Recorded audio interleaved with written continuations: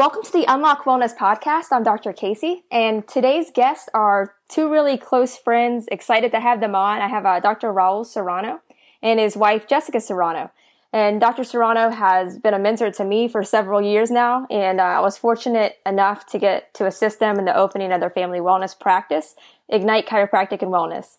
And these two have a huge heart for serving families, and they're making a huge impact on their community. They have a Facebook live show every Monday at 2 p.m. called Home Team, which they're going to be talking a lot about, as well as an upcoming ebook called The Refresh 5-Step Guide to Getting Unstuck. And they're going to be talking about that a lot more too. So I'm so excited to have you guys both on. I love you both. We love you too, Casey. This is so much fun. Thank you so much for having us on. Yes, we're super excited. So thank you for having us. Yeah. So why don't you guys get started with talking about both of your big whys. So, why you're so dedicated to helping so many families. So, Dr. Serrano, you want to go first with that? Yeah, absolutely. So, for me, one of the things in knowing you and knowing your past, I think that's why you and I got along so well. And you say I'm one of your mentors, but really, it's both ways. You inspire me just as much as I hope to have inspired you. But I appreciate that. Yeah, and just our backgrounds, for me, my passion comes from what I went through growing up. When I was 2 weeks old, I was very colicky. My parents say I would never sleep. And at 2 weeks, they rushed me to the hospital just to try to get some answers because I literally wasn't holding food down. And at that moment, they did some testing and they said I had some hernias. So at 2 weeks old, they rushed me into the emergency room. They do these surgeries to correct the hernias. And obviously, as everybody knows, once they do any type of surgery, the next step is that they put you on antibiotics to prevent infections. Mm-hmm. So those antibiotics literally destroyed my gut. So I went from 2 weeks old all the way up through elementary school with one of the sickest kids you're ever going to see. I was constantly on medications, in and out of the hospital. And this is Dr. Casey. This is funny now, but back then, I was in the hospital so much. For that, the nurses, they actually coined me Mr. Diarrhea. Yeah, I laugh now, but back then, it's just that was my life. It was in and out. They was always trying to figure out what was wrong with my gut, what was wrong with my absorption, and I was one of the skinniest kids you're ever going to see. So now I'm in elementary school. I'm going into middle school, and at that time, I started to pass out. To have these episodes of where I would pass out, and the next diagnosis they gave me after doing some blood work, they said I was hypoglycemic. And if everybody knows what that is, it's your blood sugar drops. And once it drops, you need to do something to get it stabilized again. So the answer from the medical establishment to my parents was I needed to walk around literally with a candy bar. Wow. And like a juicy juice at hand. Yeah, right? Because that's the answer, right? And so you give a middle schooler or somebody going into middle school free game or free range at candy bars and juices. And the next 2 years, within 2 years, I became one of the most obese kids in my middle school class. Man, that's just a recipe for disaster. Absolutely. And obviously that wasn't the answer to health. And I remember sitting there. I'm 2 years into middle school. It's the summer now. And obviously, what happens in middle school. It's the bullying. It's making fun of, the hormones are going crazy, and I'm in my room. I'm just thinking about my life, right? I'm looking at my family. My parents are overweight. They're on medications. My grandparents are sick. There are all sorts of medications that they're on as well. And I remember it's almost like I just went through everything that the medical model was telling me, right? This is in your genes. This is the way it's going to be. You're going to live on medications the rest of your life. It just kind of went through and at that moment, I just remember sitting there and feeling hopeless. And I got to the point where I was so hopeless. That day I reached into my drawer and I pulled out a tie. I wrapped it around my neck and I tried committing suicide. Wow. And sorry, I just, every time I share that story, I share that because at that point, my passion now, you ask me, why do I do what I do? It's because of that. I believe that there's no way that's God's purpose for anybody. I don't care if it's a child, an adult. And my passion is that nobody should ever end up like that. Exactly. So everything that we do is to teach people that, guess what? You are made powerful. God put an amazing healing power inside our bodies. And if we work with that power, we can, get better. We can reverse disease. And if you see me now, obviously I'm not obese and overweight. I'm not on any medications. I don't know the last time I took a medication. And what everybody said was in my genes was really a lifestyle choices that were made. So that's why I do what I do. I'm just passionate about giving people hope and allowing them to really express their potential. Right. Especially for kids, because when you have a kid that, what age was that? You said middle school? Yeah, well, it started elementary school. Like I said, I was the skinniest kid you're going to see in 2 years. I ballooned up to be the most obese kid in my class. Yeah. I mean, for a kid that young, though, to already have a feeling of helplessness, like, that's not okay. That's not an okay system.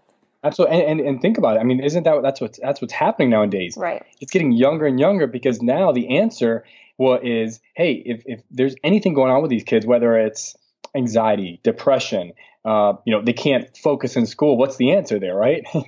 Right. Medications there you go. Yeah. It's a medication. It's never, hey, let's get to the root cause and let's address these issues so that we can actually help them get well and be well. It's just these medications that mask the true cause of what's going on. They mask the symptoms. And now we have these, right now, and I'm sure you know this, we have the first generation of kids that the New England Journal of Medicine said that they will have a lower or a shorter life expectancy than their parents.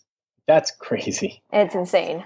It really is. Especially now, I have a daughter that's 1.5 years. Like, I don't want to see her class half on medication, or actually, unless things change, it's going to be way more than that. Yeah, for sure. Yeah. And I think the latest data that I've seen when it comes to that, it's right now 1 in 4 kids are on a prescription medication. That's like I can't sit here and believe that God would say, hey, 1, 2, 3, oh, you're the 4th child. You're going to be sick and suffering and need medications for the rest of your life. Right. 1, 2, 3, 4. Like, it doesn't make sense that 1 in 4 kids would need that or even have that. So yeah, and you said it. It masks symptoms, but it also creates new ones, which leads to new medications. So it's just a bad domino effect. Yeah, exactly. But Jess, did you want to kind of share your story and why you're doing what you're doing?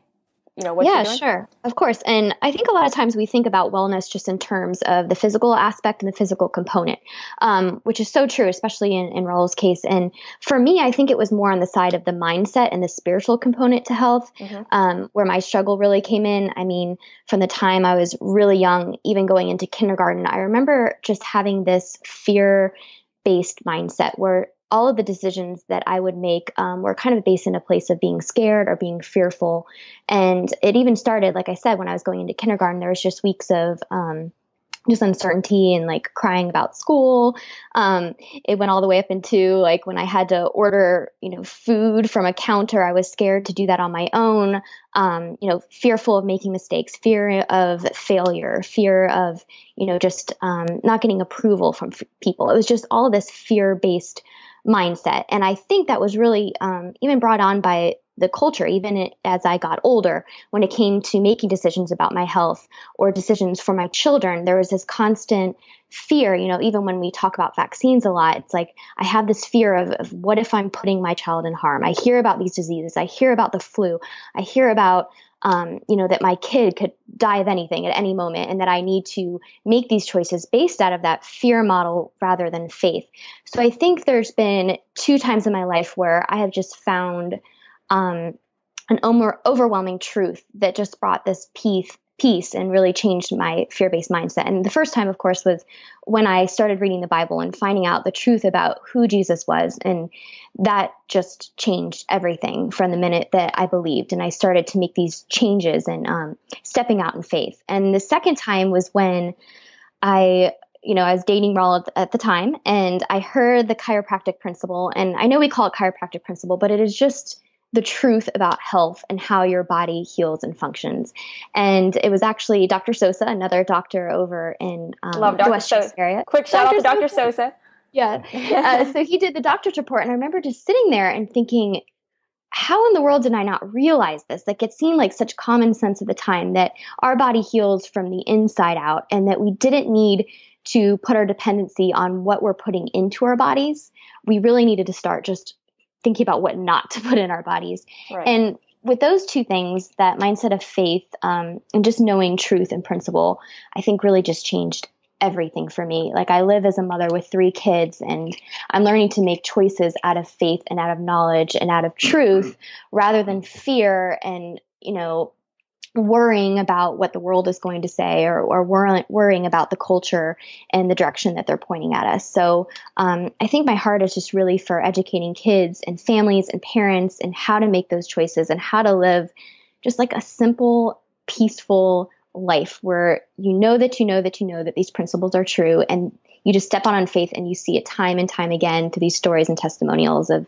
that this stuff really works. Right. And just keeping it, like simple and uncomplicated, I think that makes a huge difference, because it is really overwhelming. Like, there's so much, and I see it now more that, I'm with Maddox, and, I see so much information and like people on Facebook, and it is really overwhelming when you have all of that coming at you all the time. For sure. Yeah.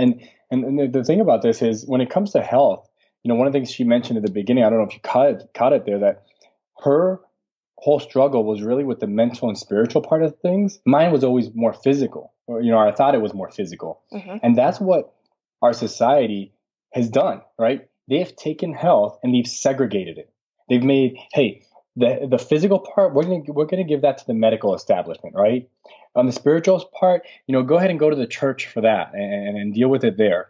And when it comes to the mental part, well, we're going to put the education system in place to deal with that. So you have these 3 pieces to the puzzle when it comes to health, but it's all segregated. Yep. Nobody's putting it all together. Everybody's kind of like doing their own thing. Right. And that's not what the Bible talks about. The Bible says we are body, physical, right? We are soul, which is mind, and we are spirit. So, and those 3 to get together is what really creates wholeness, or really creates health in the body.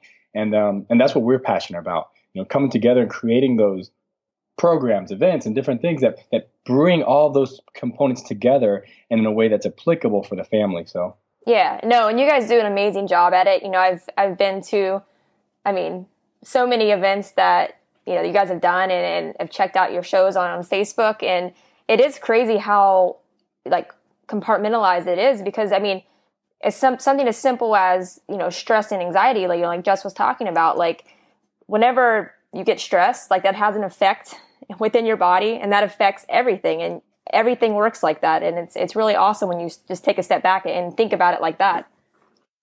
Yeah, so good. Because a lot of times we think about, even nutrition, it's about what we put into our bodies, but we forget that there's also those negative thoughts that we put into our bodies, that, negative information from the world. Like, so we really have to look at all those components. Right, exactly. So do you guys want to talk about what you're doing with your Facebook Live show, Home Team?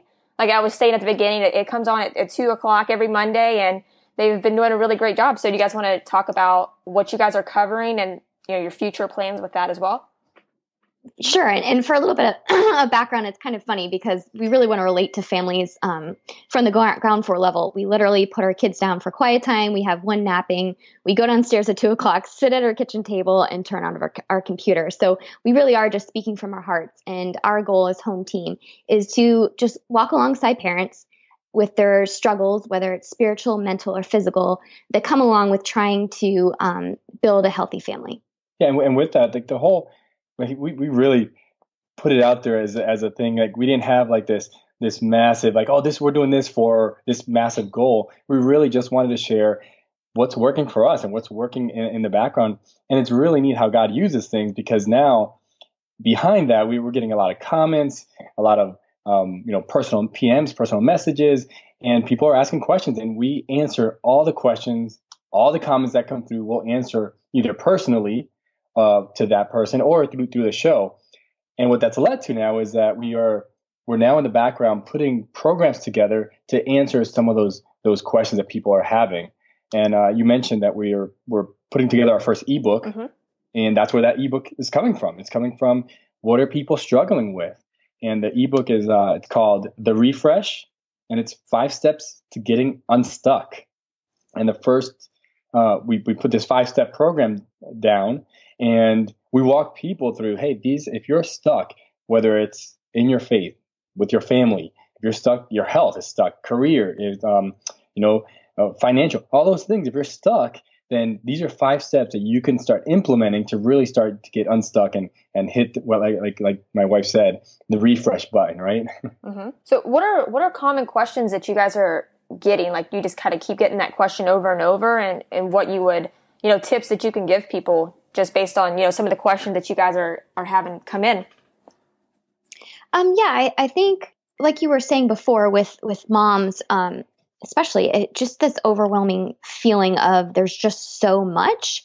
And I think they're really asking us for those questions that will help them filter out the bad information and get to just the core of it and to really just feel empowered again with the choices that they're making. So, I mean, we get everything from what are you putting in your kids' lunch boxes, to what do you and Raul do as a couple to really just fill up and be able to set goals for your year. And a lot of it comes from just people asking about our personal lives. Like, how do we live this thing day to day? And Casey, I don't know if you mentioned this, like Casey actually lived with us for a while and it was just so cool. It's something about when you do life on like an intimate personal level, that you can really just have a relationship with people and get to a more personal level.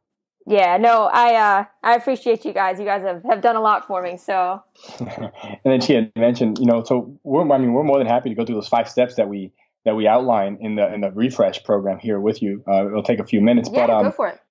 But before I do that, this refresh came from the question we kept on getting was, how do you do it all? Yeah. Right? People have to say, how do you do it all? And it's just what Jessica said, what my wife just said. It's not that we do it all.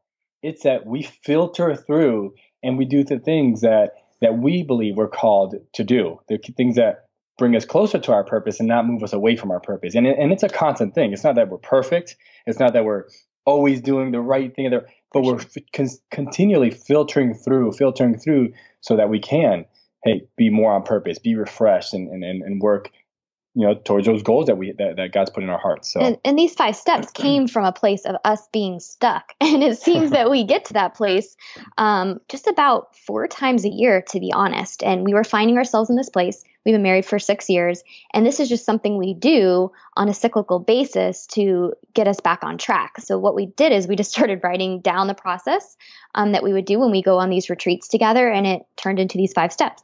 Yeah.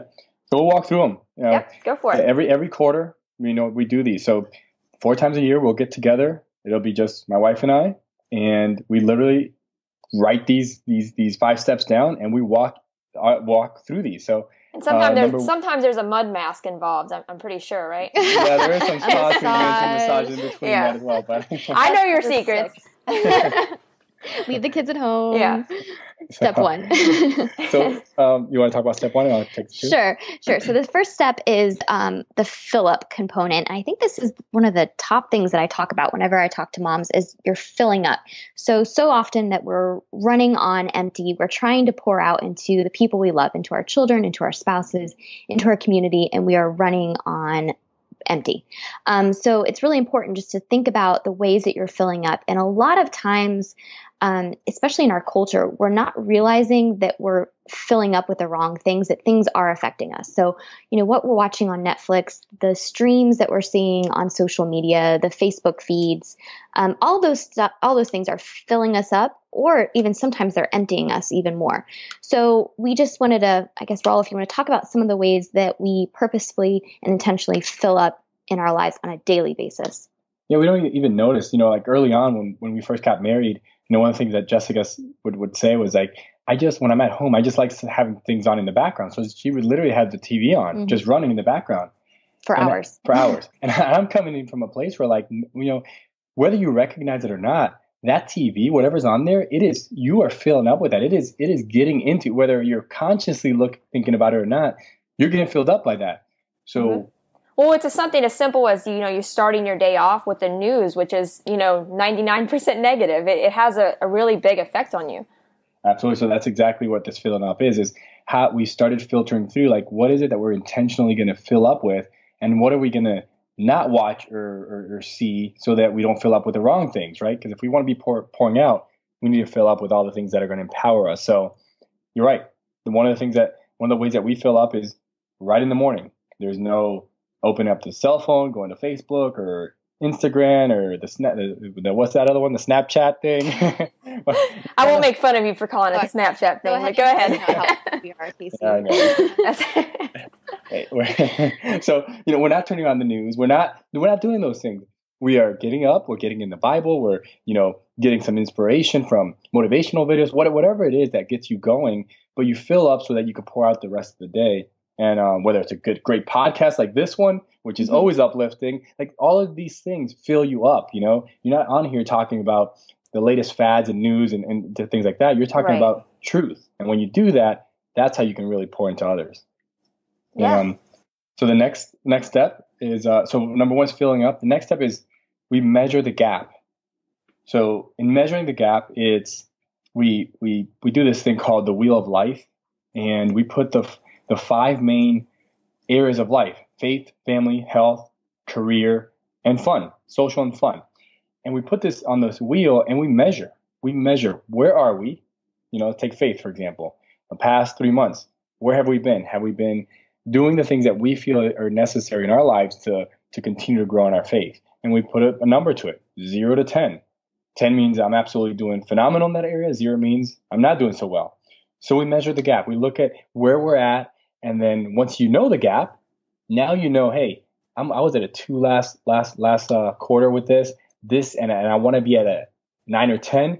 That's a 7-8 point gap spread, right? Yeah. So that is something that I know. Once I know the gap, then I can measure, and then I can work towards closing that gap there. So, and one of the things I wanted to add with that, and Raul talks about this a lot, but especially as moms and parents, a lot of times we feel a tremendous amount of guilt with our gap, like how far we are from where we want to be. And that is really hard in this kind of season. So a lot of times measuring the gap comes from, where was I at this time last year? Where am I at now? And celebrating that gap, like celebrating your progress of what you are doing better than what you did before. And I think as a mom, that kind of takes the guilt off, helps you focus on the positive, and that's a lot more motivating to, setting new goals. Yeah, definitely. I'm going to do number 3. Okay, number 3 is, so we did fill up, measure the gap. Number 3 is my favorite. It's the dream big.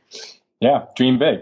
We love this one because this is when we could take, some time and really just throw out anything that we've thought about in the past and just start looking to the future. Like, what is it that God's, working in our hearts at this moment? And we put some pretty audacious things down, some dreams down. And it's not that that we're going to accomplish every dream that we put down, but as you're heading towards certain dreams or goals or visions, I believe that on that path, that's when God can show you where He wants you to go. So, I always use the story of the red Ferrari, right? When I was growing up, my goal was I wanted that red Ferrari, and in going towards that as a high schooler, right, that led me to making certain decisions that got me into college. And then when I was in college, I had certain decisions that led me to maybe the red Ferrari isn't what I want, but I do want to be this. I want to be this doctor over here. So it led me that way. And just putting those big dreams and those big goals out there just keep on leading you forward to where I believe God wants to take you. And it doesn't necessarily mean that, hey, you're going just to get that one goal. Right. Dr. Casey, we're not buying a Ferrari, by the way. I didn't think so. Listen, at your rate, you're going to be buying a minivan in the near future. I hear you, a Sprinter bus. Yeah, more like a Sprinter bus. So the other thing with the dreaming big is it's not, like he was saying, it's not necessarily the possessions or the things that you're chasing after. It's really the process of, forming you into the person that God wants you to be. And with the dreaming big, we say dream big because you never want to have goals that you can achieve on your own. It's really about having that space where God needs to fill in, that you could not accomplish this on your own, that Jesus is always going to come alongside you. And really, He's going to get the glory for those things. So number 4, we have dream big. Then we have create the habit or the pattern. Can I talk more about that? Yeah. So now you filled up, you measure the gap, you know where you are, you know where you were, you're doing better. Then you dream for the future. And then we take a couple of those, and then we say, this is one that we want to really, hone in on. This is where we want to really kind of grow this next quarter in our lives. And we now take that, whatever that is, and we put some habits down, some patterns down, right? For me, this year, one of my biggest things this year, we have a 9-year-old, or we have a 5-year-old and almost 3-year-old. And I wanted to make sure that I was being intentional with each child this year. So one of my habits or patterns, knowing that that was my goal, to be more intentional with them, was that I was going to schedule out blocks for each child during the week where I was not on my cell phone. I don't even carry my cell phone. I don't do anything. I literally take that hour and a half, and I spend it with that child. And that created a pattern or a habit. And now it's just so neat because now they're asking, hey, is today our special day? Is this our special daytime? Is this our special time with daddy? And I love that because they know what the pattern is. They know the habit. And that now fulfills my dream. It fulfills my purpose. And I love that. So once you have those, you have to create those habits or patterns that are going to allow you to fulfill whatever that dream is or those goals. And I know, like, when we're going through this process, it's about step 3, step 4 that I start to feel that relief, and I start to feel that there's more out there, because this is called the refresh. You just have this whole different mindset and this new excitement and joy about your life when you go through these steps. So once we've gone through those 4, the last one is pretty much the applicational piece that's going to make it stick, and it's called the war plan. And the reason it's called the war plan instead of just a to-do list or a schedule is because the war piece means that we are in a battle, whether we like it or not. When we wake up in the morning, we are at battle for our time, for our space, for our relationships. We are at war, and we have to be in that battle. If we don't recognize that we're in the battle, we're already losing the war. So as parents, as moms, dads, we need to make sure that we're fighting for our family. So our war plan is our fight against time. We sit down with our goals, with our habits that we want to plug into our schedule. We have, I have the old school Target planner. Raul has his Google Calendar, and we start plugging these different things in. So we start with the goals that we set for each of those areas of life. So with spiritual aspect, for me, I need more prayer time. So I have my alarm on my phone go off in the middle of the day so that I'm praying in the morning, middle of the day, and at night. And I plugged that into my calendar. So literally I have a time and a place that's now going to happen in my life. If it's, having quality time, that's in the schedule. If it's, cooking dinner, now that you're looking to make whole foods, that's in your schedule. And we say that we put a yellow solid line around those different things that go along with our dreams. Because if you're driving down the road, sorry about that. If you're driving down the road, you have a solid yellow line. That means that you're not going to pass. So those things that we plug into our schedule that are going to help us accomplish our dreams are things that we don't go out of. They are in our schedule. We're not going to pick up our cell phone and talk to somebody during those times. We're not going to, schedule a business meeting at those times. Like, there's solid yellow lines until those things become a habit and become a lifestyle. Right. And, Dr. Serrano, you had talked at the beginning about, people asking, how do you get things done? And really that's how you do it. Like, you put in the yellow line, like, what's important. And then if that, those have to happen, and then everything else, it's easier to say no to people when hey, this is the most important thing that I have to do. Like, there's no question, this has to happen. And then you can schedule around that. I mean, it is really, really important. Yeah. And that's the thing, like the solid yellow line, the concept is like, if you're driving your car, you don't cross that yellow line. Like, it's illegal, right? So it's the same thing. Like you just said, if I have a solid yellow line or you do and everything crashes, which right. Oh, that's point. So good. We're using that. Yeah, thank you. I'm going to put that in the book. Go for it. So think about that. If I cross that solid yellow line, so I'm saying yes to something else, right? Let's say it's my time with my kids. Guess what I'm saying no to? I'm saying yes to a business meeting for, let's say, I'm saying no to my kids. Right. And things are, guess what? Like you said, that'll be crashing later on. So yeah, no, that's awesome. Yeah, no, that's so great. So is there anything else that you guys want to share, before we start wrapping everything up? No, just, we encourage people to go on our Facebook, Ignite Chiropractic and Wellness, or our personal ones. And we'll do that home team, 2 p.m. every Monday. There's zero catch. Like, you just come on there, comment, ask questions, and we'll answer them. And we just love the feedback. Also on Thursdays, I do a personal one live on the same Facebook, channel, page, Ignite Chiropractic and Wellness. and that's more of a just purely health one. So is that 2 p.m. as well? That's 2:30. That's at 2:30. Okay. Yeah, sorry. But if they have questions, I just answer more just on the health side of things. So that's it. And one other thing I just want to say, I love what you're doing. This podcast is awesome. I've been listening in, and you just have some great people on here, and I just encourage people to download the podcast and really plug into what you're putting out. So I appreciate that. I really do feel like God has blessed me with a lot of really great guests, and we have a really great lineup of people coming on that are, like you were saying, just uplifting and positive and have a great story to share, just like you guys. So I really appreciate that a lot. So. But but thank you guys so much for coming on. I really, really appreciate it.